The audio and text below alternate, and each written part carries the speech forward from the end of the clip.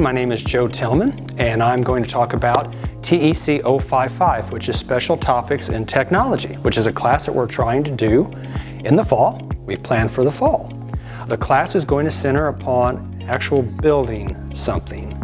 It's going to entail stuff from electronics, as well as a little bit on the renewable energy side.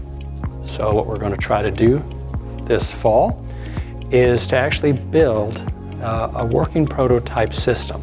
And we're going to use it to charge up larger batteries, if you will, or as a legitimate power source.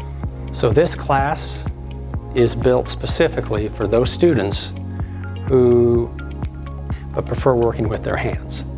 So that's really who I expect. People that are very much more hands-on and applied science, this is going to be a class for them. If they have an interest in mechanical, electrical, or renewable energy technologies, this may very well be for them.